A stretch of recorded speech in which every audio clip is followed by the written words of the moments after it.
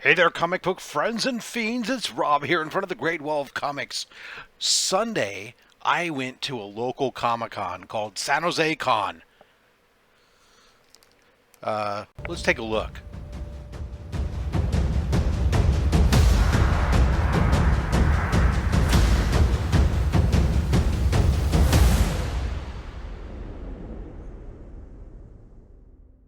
So we picked up a big stack of books here at San Jose Con. A lot of these actually, it was a great con. First of all, got to meet C-list E-Man. Met him in person for the first time. A couple other folks came up and said hi. Gave out some magnets and some cards and such to people who recognized myself there, as well as just some networking stuff. But the con was great. I mean, it's San Jose is a big city, 1 point something million people. Usually you would think we would have a really big Comic Con. We used to. It got taken over, and it's really just become a giant maker fair. So much so that even the Comic Con vendors, I heard over and over again, all the vendors there at this little con, they said, no, we're not going to be there. It's not worth our time. It's not about comics. This was an old school, in a small, conference room. Not really, I mean, conference room's probably wrong, like a little dining room kind of area, big enough to set up a bunch of tables, and had a fair number of comic vendors. It was great. So everything from really big, crazy books, a couple of the guys who really loved their books and probably brought a lot of them home with them, and a lot of guys with long boxes and short boxes just clearing out loads of inventory, the usual stuff. A couple toy vendors, some nice local artists. I got a couple commission pieces, so we'll take a look at all that. Let's go through this. So a lot of the stuff I picked up was either run fillers or this first batch of stuff, some stuff I picked up specifically for the OnlySlabs giveaways. So we got like this $20.99 unlimited number 1. These were in like a box that was like 50% off marked price. I'm like, yeah. So you got a first appearance of Hulk 2099. That's a great book. Some old Harley Quinn from the very first volume. More Harley Quinn. I don't know about most people, but I dig it. But it's something to mix it up. Some people said the box is too Marvel heavy, but hey, and then everybody likes those borders, right? We'll throw that in there. This was one I picked up originally as a cover buy for me, but at the end of the day, I'm going to throw it in the box to give away. I couldn't leave it lie because it's Justice League Unlimited. But look at that. It's an homage to the movie poster for Mars Attacks, one of my favorite movies of all time. And I really started to hold on to it for myself, but I decided at the end of the day, I don't collect that book. I'm not going to be putting it on the wall. It's just going to be in a box, lost forever. Let's give it away. How about a Marvel Secret Wars number 2? A lot of Marvel Secret Wars all around the con. I was able to pick up 2 issues I needed to complete my run. Made me happy. Oh yeah, how about this? The original Shadowhawk? Yes. I know this will make like somebody like some people really happy. How about Speed Demon from Amalgam Comics? Yes. That's going to go into the giveaway bin. Also into the giveaway bin, how about these guys? Oh, yeah. These are hilarious. I think these are great. I mean, there's so many of these things made. There's so many. This dude had like half a short bin of just this stuff, selling them for like $1 a pop, which is ironic. That means that it's a third of the original sale price. Still got the cards in their poly bags, but they're fun. Some people don't have them. They want one. I already got a couple for myself. All right, now let's get into some books that were for, let's see, giving away. I'll probably give this one away.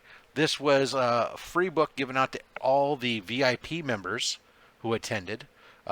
VIP members, this meant I paid twice as much, but I got to get in 30% or 30 minutes early while the vendors were still setting up and most of the crowd couldn't come in yet. And then we got like a free book, free t-shirt, free print, etc. So Becoming Frankenstein, I'm going to go ahead and put that in the giveaway bin as well.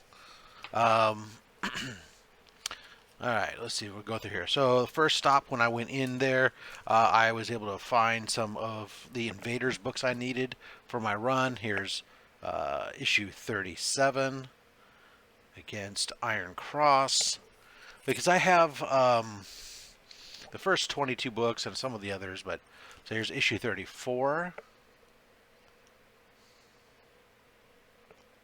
with the Destroyer on there. Here's issue 33 with Thor and Submariner.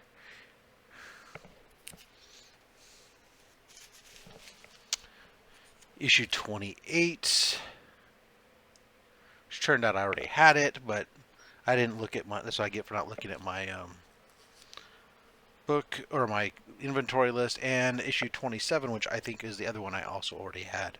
There were like two of these I already had. I was like, oh. Now I have duplicates. I'll go through and see what's best. Oh, yeah. This was a book I love this book. So ASM 160. I just loved. I mean, I'm not actively picking up these for the most part. I've just been getting them as they come to me. But I love the Spider-Mobile. I don't know why. I think I had a toy when I was a kid that had the Spider-Mobile. And I just really dug those old dune buggies, like the VW kit dune buggies. That was a very 70s thing. And so it was there. I had to pick it up. Some Strange Adventures. I'll pick that up all day long. That was a $11 tag. It was a half price, so who am I to say no? It's not falling apart. It's in good condition. Oh yeah, there's one that I ended up negotiating down. I picked up a bunch of these books, all from one guy. But I didn't. I wanted this book, but I didn't want to pay his price. He was asking $20 for it. I thought for the condition of the book, that was a little high, but fortunately, it was ultimately at the end of the day, I was able to bundle it down. So I think I paid $15. Second Silver Age Spectre. It's in the showcase presents. It's just rough. That's all. But I don't mind. How about some Black Magic #2? Simon and Kirby special. Now, Black Magic #1 was there too, and I almost picked it up. But again, condition on it was really, really rough and not worth the asking price, in my opinion. Some more books that were this is for to fill in some. Oh, let's make it. It's not even a gaps in a. Not really holes in a run. It's the fact that I have an absence of a run for the most part. I'm late to the party on Ultimate Comics, Spider-Man, trying to pick up some of these here and there.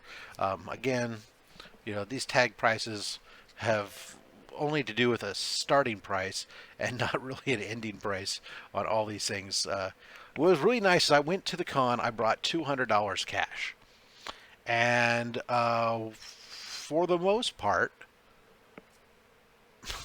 we'll talk about that at the end here, I stayed within my budget of cash. So, I mean, now that you know, I got a lot of books here. This was the one I needed for my, was a hole in my inventory, so grab that one. This was just a book that looked really kind of cool. And it was in that same kind of genre that I do. Strange Adventures.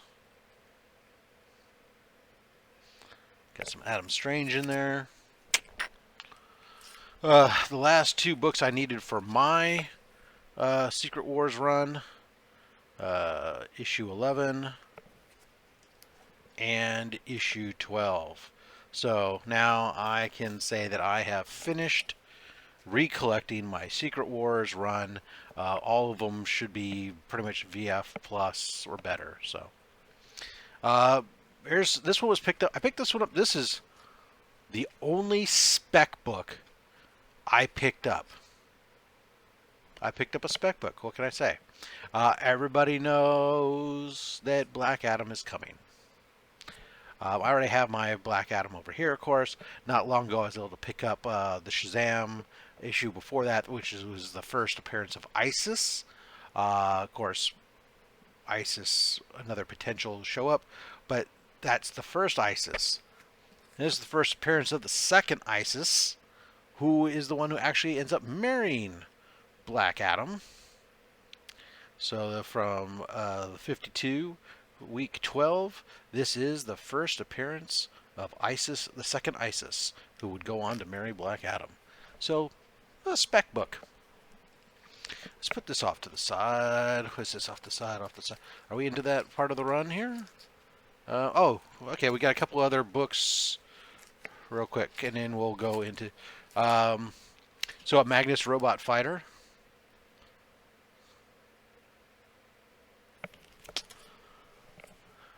There was a couple there, but that was the only one that was in decent condition that I needed. This book, I grabbed this book. It's a space holder book. So I have, as many of you who've been watching me for a while know, I've been working on my Amazing Spider-Man collection, my 1 through 100, and I was down to, I think it was 10 books that I needed that were, and only one of them was above issue 15. And that's this book, number 95, part of the drug run, the drug series or whatever, but or no, just before it. Spider-Man in London. This is not in good condition. This is in a, well, it's in very good condition, but that that doesn't matter. So it's got a lot of spine issues and stuff on it, but I didn't have one. I was able to get it for $20. So for right now, that's a space holder to say that I have this book.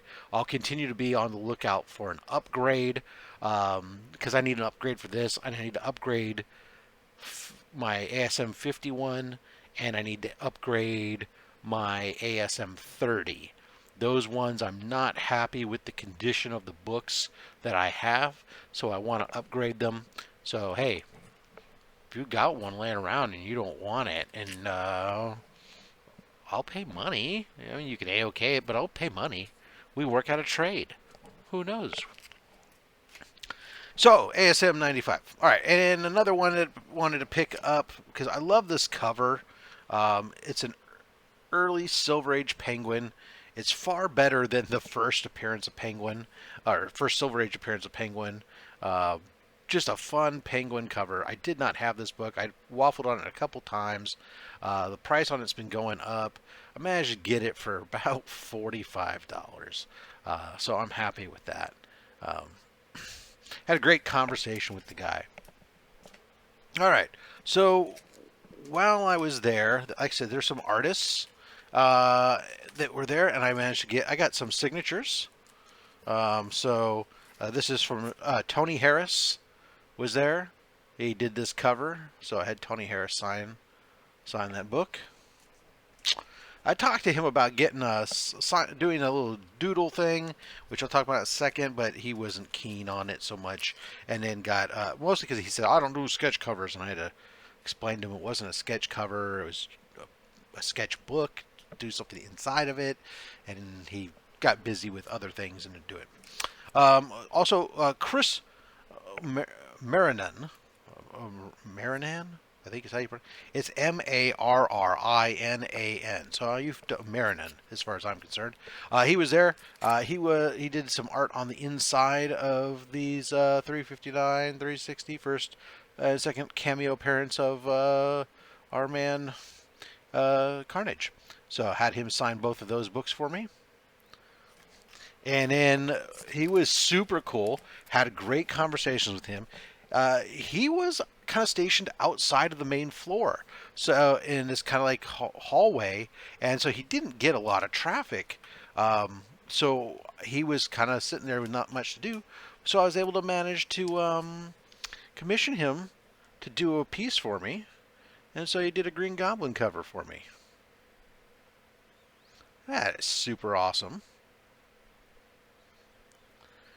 And then another artist that I talked to while I was there was actually right next to him. It was a man named Fuzzy, and he's a local high school art teacher. I was talking to him, and he does some work, and so I had him commission. I had a commission a piece. So first I was just standing there kind of talking and checking out his stuff, and he gave me his business card at first, or I grabbed one of his business cards and I was gonna just follow him on Instagram, and he goes, "Oh, here, let me, because his business card just simply had his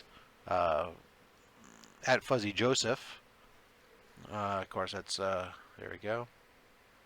His business card, and he goes, "Oh, here, who's your favorite character or bad guy or something?" I said, "Doc Ock." And so he goes, "Okay," and he does a real quick Doc Ock in the back. Oh, okay, cool. So I said, "Hey, would you do commissions?" He said, "Yeah." Oh, sorry, backtrack. $50. So I was talking to Fuzzy first, and he goes, "Yeah, I can do. You want to do commission?" And he says, "Sure." He says, "I do. This is $40." I'm like, okay. And so he does. So I give him a Spider-Man book as well too. I tell him to do Doc Ock again. So he does a Doc Ock there, right? Not bad. I like it.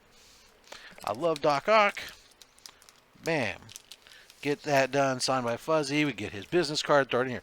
But so while I'm talking to him, I'm like, oh, hey, I'd also love it. This was something I wanted to start. So I have these Planet Comics blanks. Now, I have a couple of these that I have people doing sketch covers on because I love my sci-fi stuff. I'm just having them done just like that. But these are actually blank inside. Every page. They're just sketchbooks. And so I decided, you know what, that's kind of cool. I think I want to take one of these and use it and start, like, when I start meeting people, or at least when I go to some of these cons and whatnot, try to have somebody just do a sketch inside on some of these things. I've heard, like, Becker talking about, if you guys know Beckerman, he's got a book, I think it was, he talks about where he just has people drawing toasters or something, or he tells stories about somebody doing it.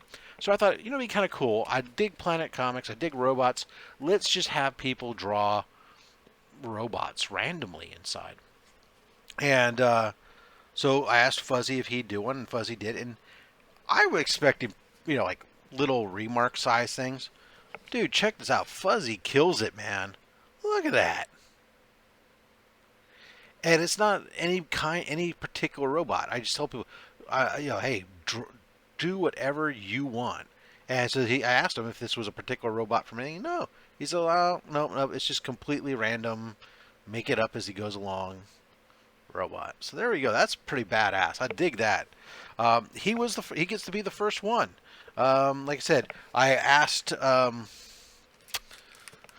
I forget the name of the artist already. The other guy, Tony, do one, and he was going to. He finally had agreed to do one, and then he got distracted, or he had another commission. A couple people kept coming up to him, and then he had to go to a panel, and eventually I had to leave. So I just went and got my book back. All right, so that's a pretty good haul. And that was all pretty much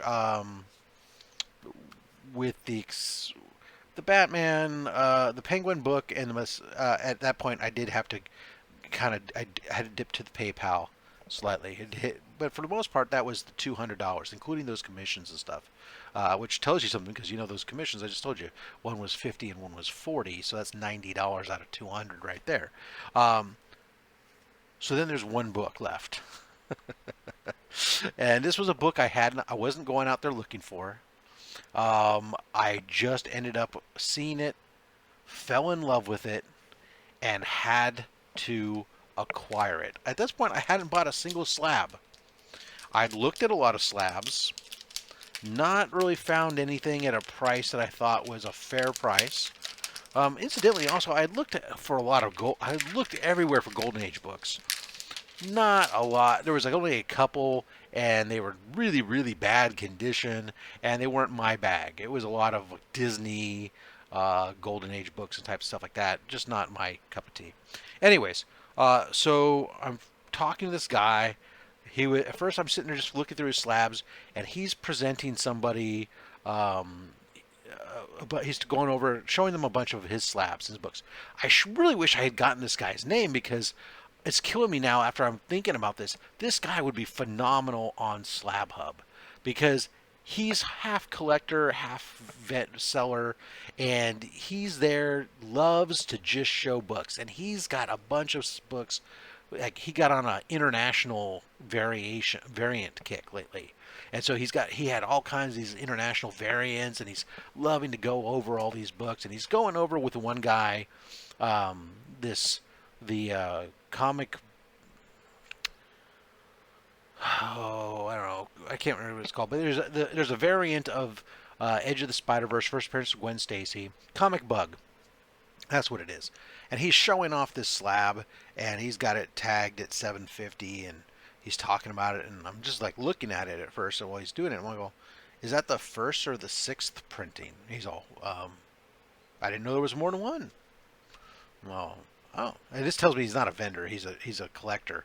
And I'm like, oh, yeah. He goes, okay, well, let's see. So we pull off he had his the barcode was covered by a Post-it, which was inside the bag. So he has to pull all that out, and we take a look. Sure enough, on the barcode, it's the sixth printing, and he's all, oh, I didn't know that. Holy cow! I'm really embarrassed to have this price on here then.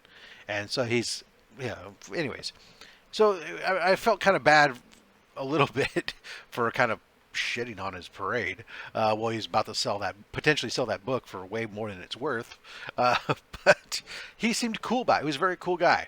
Talked to him a lot. And so as I'm going through his boxes, which is mostly new stuff, suddenly here this is.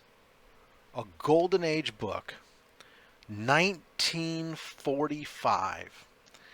A subject matter that's normally not my shindig, but I recognize it as being extremely important and worthy of adding to my collection, knowing full well also there's a large audience out there that I could sell this to, because pre-code horror is one of those things, even if it's not really grotesque or anything else. But here we go, guys. Classic Comics, issue 26, the original edition, Frankenstein. Oh, God, no glare. There we go. Look at that beautiful book. And a CBCS 4.0. This has it has some creases around the staple. It's a single staple book, 1945. So right in the middle, there's some creasing, especially noticeable on the backside. There's some rounded corners, some flaking at the corners. The big hit on this book, really, other than the page color, which is cream to off-white, is that the graders notes call out a 10-inch subscription crease down the middle that does not break color. I really have yet to see it vivid. It's got to have been pressed like the Dickens, this book, and to make it very faint. But the guy who was selling it thinks he'd seen it down the middle. We know that at this point in time in history, for the most part, these books were not being shipped out via mail on subscriptions. So a subscription crease just means that they got a crease down the middle. More than likely, it's from kids rolling it up and putting it in their back pocket. But, dude, I mean, come on.